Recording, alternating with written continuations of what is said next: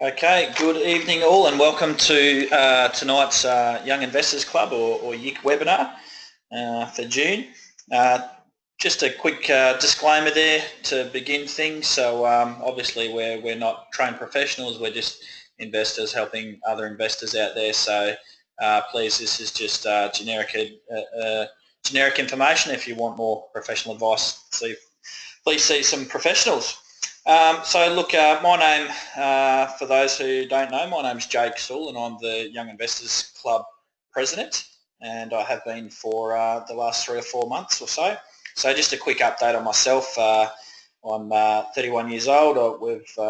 Between myself and my wife, we've acquired 6 properties, and I'm a new dad as well. And so that's quite a joyous thing in life. As our presenters tonight, Justin and Jenny Watson, they've just recently had a little one as well, so we've been exchanging a few good stories there. So look, as we go tonight, in your chat box there you've got the ability to be able to ask some questions, and we'll try and get to them. I'll try and answer some individually as we go, but otherwise we'll try and answer them at the end of the webinar. Alternatively, we'll get back to you if we don't have time individually with those answers. If you miss anything tonight, don't worry, because we're recording this webinar. So after the end of the webinar, we'll send you all out a YouTube version of this one, and there'll be some attachments, from our presentation and a few other bits and pieces. So as mentioned, tonight we're lucky enough to have Jenny Watson. So she's one of our ambassadors over in Melbourne. And tonight Jenny's going to talk to us about budgeting. So one of those, you might hear budgeting and think boring, but it's very important, and it doesn't have to be boring. And look, it's very important and paramount, to get to your goals quicker and keep you focused. So look, we're really looking forward to this presentation. It's something a little bit different to what we've done in the past, so looking forward to it. So Jenny, I hope you're there. I'm going to hand over the controls to you, and you're going to take us away. So let me know if you've got the controls there, Jenny, and I'll get you up and running.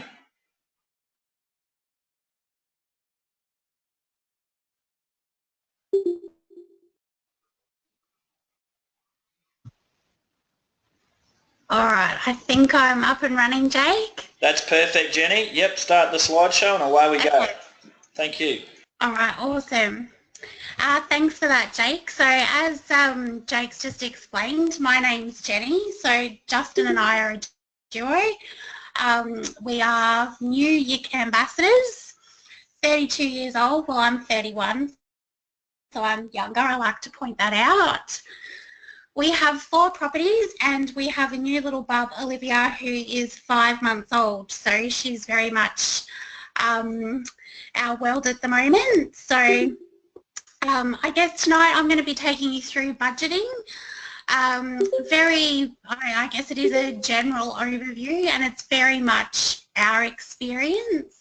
So like Jake said, if you want more detailed advice, you'd obviously need to seek that. But today's all about, I guess, hearing how it works for us, so that hopefully you can take a couple of tips and tricks away as well. So we'll get started. All right, so we're all here tonight because we're trying to achieve financial freedom during our retirement.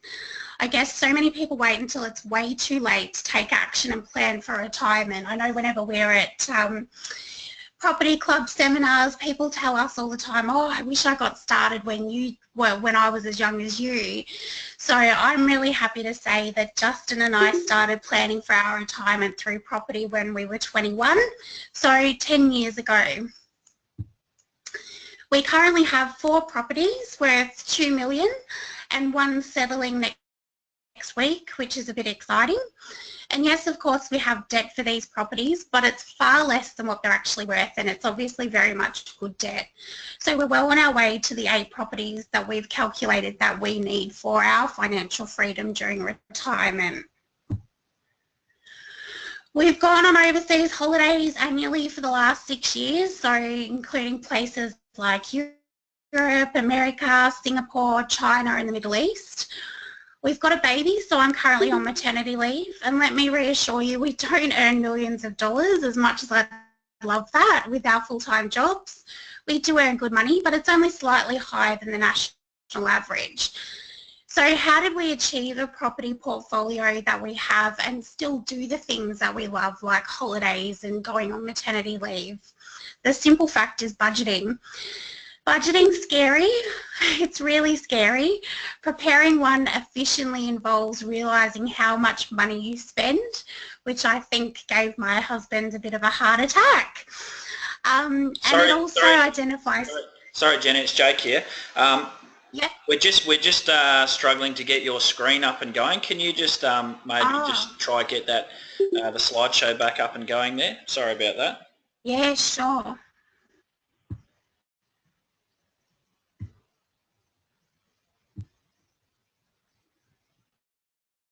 Can you see it now?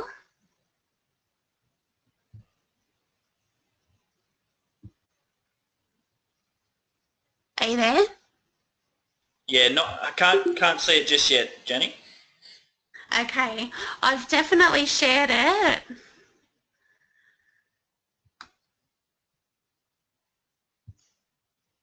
Okay, what we'll do...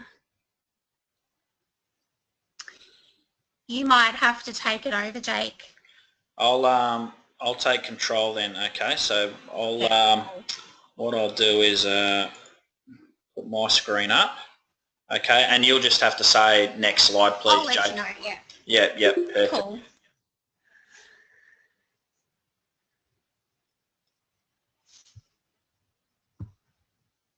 All right. Which slide, so Jenny?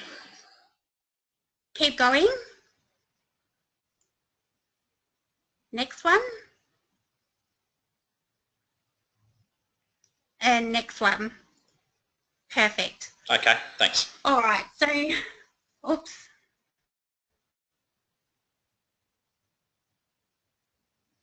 Do you just want to take it back?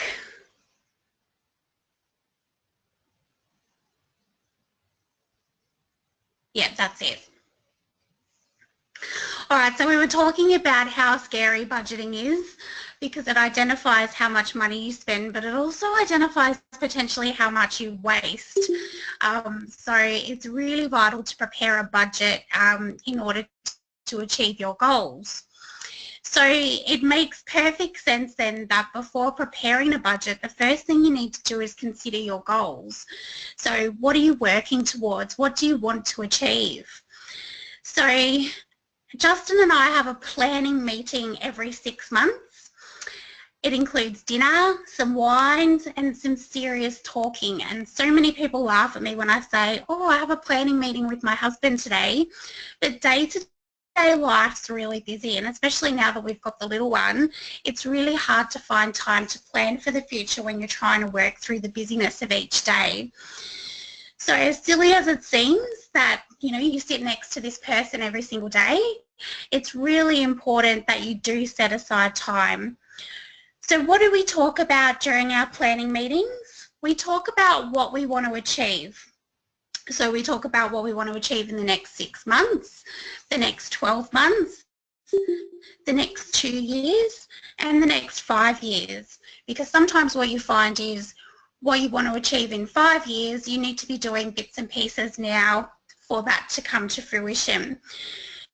So we also talk about whether or not we achieved the goal since our last planning meeting and whether or not we're on track to achieve our goals for the year. So how far down do we drill when we're setting our goals? Jake, if you can just hit the next slide. So this is an example of what our goals are this year. And as you can see, I like to colour code. So green means that we have achieved the goal. Yellow means that we are on track to achieve it. And red means we really need to get our butts into gear if we're going to make it. So it's important to think about all your goals, not just financial, as most come back to money anyway. So you can see here for us, we have a baby. Well, tick, that's done. We want to paint the house. We want to create a wedding photo book, which has only been 10 years in the making since we were married 10 years ago. But you can see all of these things add up and they will cost money. So that's why they're important to remember when you are setting your budget. If you can just go ahead to the next one, Jake. So yes, it's important to 100% agree on your goals if you're a couple, but you don't have to be on exactly the same page as one another about absolutely everything, but at least on the same chapter, if that makes sense. It probably sounds inefficient, but what I mean by that is negotiate and compromise. So travel's my thing. Justin comes along for the ride and the time off work, but I'm the one who has to have it. So I come back from a holiday and I'm already planning what I want to do for the next one. If it was up to Justin, we'd be spending all of our money on acquiring more property. So we compromise. So for example, we might say, let's buy a property in 12 months and we'll go to Singapore this year. Or vice versa, let's buy a property now and we'll go on a holiday next year. In our case, we've purchased a property every second year and gone on holidays every year as we're still young and we have the time before retirement. So it's about assessing your priorities and having a look at where you are at the moment and what can wait, what needs to happen now. So what happens if you don't reach your goals? The most important thing is don't stress about it. Acknowledge what you have achieved and reshuffle your remaining goals to the next year. So what we do when we have our planning meeting, if there's any that we haven't achieved, we put them on for next year and we make sure that we tackle those ones early. If you can just go to the next one, Jake. So I'm known to be a bit of a template queen. So we've put together a bit of a template for you if you wanted to use when you are having these planning meetings or even if you're just brainstorming about what goals you want to achieve. It allows you to record your goals, track their progress, keep it in sight for encouragement. We stick ours on the fridge so we see it every day and it makes us feel a little bit more accountable. So that in 6 months' time we're not saying, oh gosh, I completely forgot about my goals. They're there in the forefront every single day. So now that you've got your goals, you know what you're working towards and you know what kind of money you need at your disposal, it's time to create your budget. If you can go to the next one, Jake. So I want you to do a bit of an activity now. So I want you to take 30 seconds and either write down or brainstorm as many expenses that you can think of that you need to include in your budget. Remembering that in order to be efficient, your budget needs to include everything that you need to spend money on. All right, so start now and I'll let you know when the 30 seconds is up.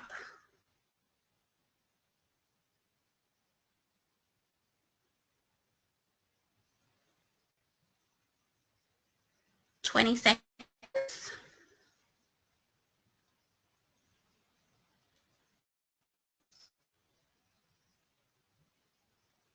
10 seconds.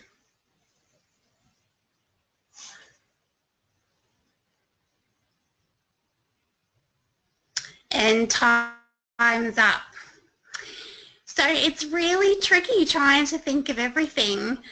Let's see if we all remember to include some of the often forgotten expenses. If you can go to the next slide, Jake.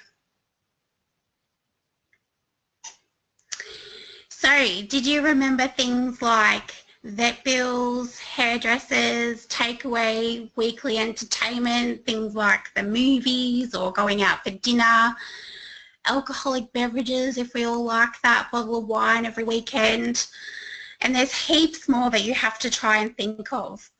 So the point of that exercise is to understand that in order to be efficient with your budget, you need to plan for as much as you possibly can.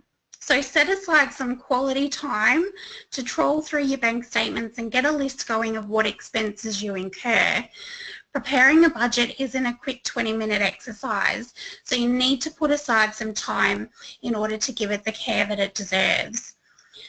So we've also put together a bit of a brief checklist of some starting points for your budget, which the checklist will be able to, I think Jake is going to send them through at the end.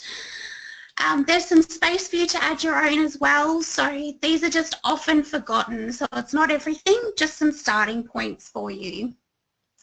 Just to the next slide, Jake.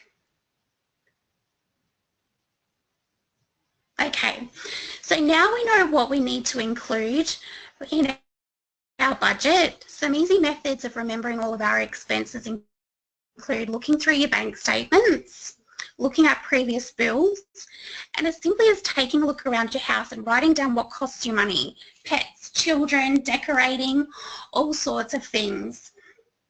So when I'm doing my budget, I've got about 100 screens open in front of me of bank statements, any bills via email, all those sorts of things.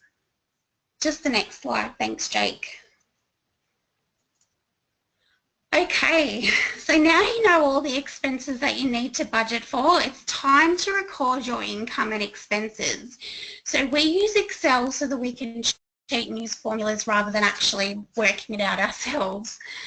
So the end outcome for our budget spreadsheet is to project how much we should be able to save in the time period. So we start by using today's date. And let's say we're doing it for this year, we'll go right through to the 31st of December. So it would look a little like what you've got on the screen now, except obviously you'd have every date between June and December. Next slide, thanks, Jake. So we then list all of our income avenues across the page. So we've got my income, Justin's income, any rent that we get, if you get family tax benefit, all those sorts of things. So anything that's going to bring you in money throughout the year. Next slide. Now comes the scary part. So this is when you think about all your expenses. So, and you add the columns to the end of what you've already prepared. So things like mortgage, groceries, electricity, and there's a gazillion more. So, and that's obviously why before you get started, you have a think about what it is that costs you money. Okay, next slide, Jake. So now we add two final columns, one called balance and one called check-in. So I'm going to explain those columns a little bit later.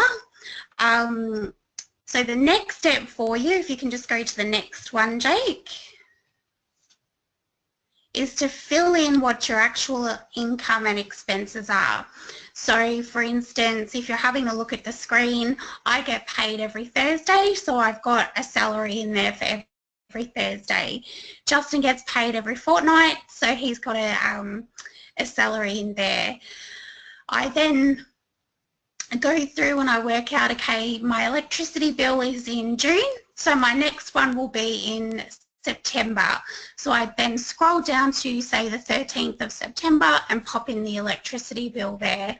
So you can see why it takes time, but trust me, the quality at the end will be much better if you actually take the time. Next slide, Jake.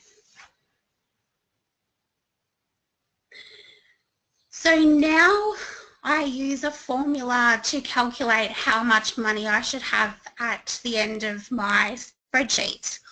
So to start off with, I check my bank balance today. So let's pretend it's tomorrow, the 7th of June. So I check my balance and I go ahead and I put my bank balance in I2. So Wednesday, the 7th of June in the balance column. So let's say it's $4,000. I pop that in there. Then I need to add the formula. So I move down to cell I3 and I type in the formula which is on your screen now. So I do my balance from yesterday plus my income for Thursday the 8th of June. So that's B, C, D and E. And then I subtract all my expenses. So F through to H and then I hit enter. So that gives me my proposed balance of what I should have on Thursday the 8th of June. Next slide, Jake. So then I drag the formula down so that I don't have to keep typing in that formula. So if you just double click on the right hand corner of the cell where you last wrote the formula, so in this case it would be I3, it will automatically send all the calculations down the rest of the page. And that's where I get to see exactly how much money I should have at the end of my budget. So in this particular case, on Sunday the 31st of December, I should be able to have a balance of $7,150. So what I do from here is I consider, am I happy with that? Do I want a greater balance? Of course we all want a greater balance, but it all needs to be realistic. And if I want a greater balance, I consider what can I cut out? Maybe I don't have to go to the movies every week. Maybe I can just go every fortnight or every month. So that's why it's important to get that final figure. If you can just go to the next one, Jake. All right, so how do you keep a track of whether or not you're on budget? Well, that's easy because you've prepared this in your spreadsheet via the check-in column. So every fortnight we check our bank account and we record the balance in the check-in column in the row of the corresponding date. So let's say I'm checking my balance in a fortnight's time. So I would go to that date and I'd just add what my actual balance is in the check-in column. If I'm on track, my check-in balance will be the same or higher than my formulated balance. But if I'm not on track, it will be lower. The most important thing is don't despair if you're lower. See if you can make it up in other ways. Maybe give up takeaway that week, or like I said, maybe give up the movies for that fortnight. It's all about priorities. Next one, Jake. All right, so we've given you some tips and tricks tonight. How else can the Property Club help you budget? Your property mentor is vital. They have resources available to help you, such as FIDO, which is the Financial Independent State Organiser, which helps you to understand how many properties you need to fund your retirement for the lifestyle that you choose. So remember at the very beginning of the presentation, I mentioned that we know that we need 8 properties. This was established by doing a FIDO with our property mentor. So I chose how much money we wanted to have in retirement, and from there the program calculated exactly how many investment properties we needed to have in our portfolio.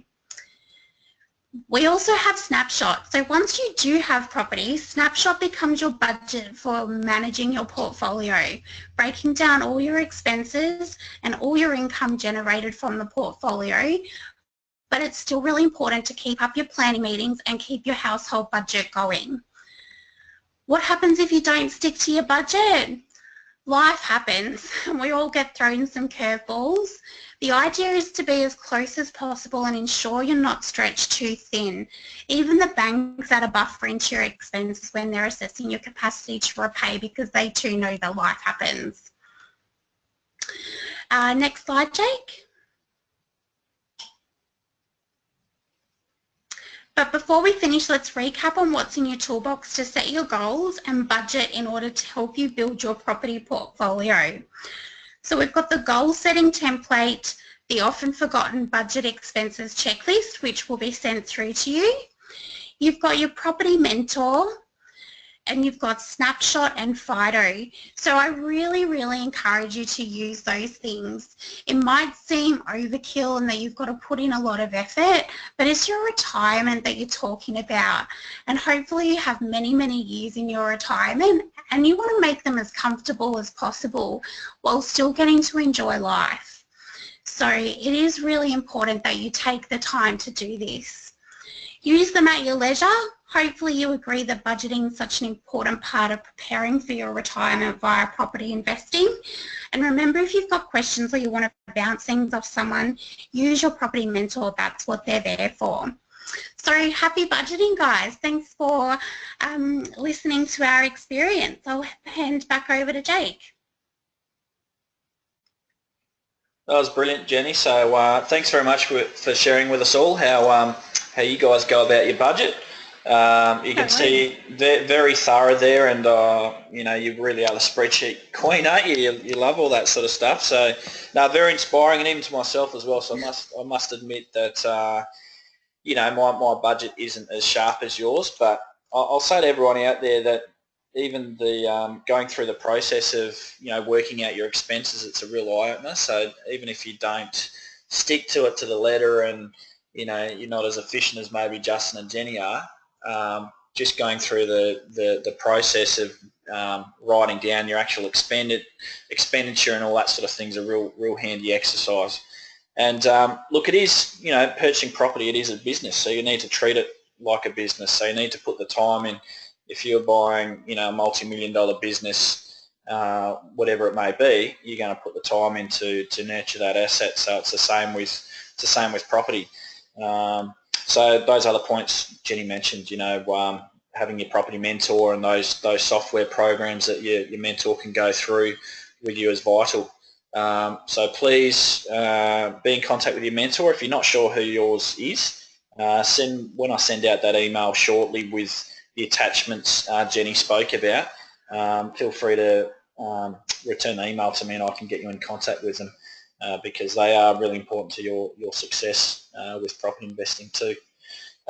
So look, we've had a few questions come through, but I'll probably answer those ones offline. I did have a couple of people ask me about you know, those software programs and if they are available to you. Now they are Property Club intellectual software, those ones, so that's where you will need to do that, you know, the one-on-one time with your mentor and go through your own particulars. So look, I really encourage you to do all that, and every 6 months you know, you want to have a good health check of your portfolio. So like Jenny was talking about their spreadsheet, you know, updating them all the time. Same with doing your snapshot and your FIDO. So yeah, very important to building your asset base there.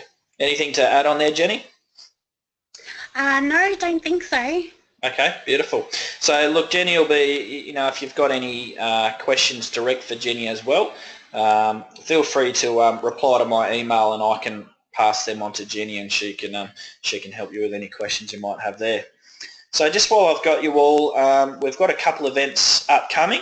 YIC events, so our next one is actually in Melbourne and Justin and Jenny will be there. So registrations for that are already open, so as part of that email I'll send you out a registration link there. So you can see there it's on the 19th of August, I believe. It starts at 1 o'clock and it's going to be at South Bank there. So it'd be great to have you guys along. For those of you who are in Melbourne, feel free to bring any family or friends, even if they're not members. It'd be great to have you down there. So we'll be covering on a variety of topics there, and then we'll have a few drinks and a social catch-up afterwards. So that's the one in Melbourne.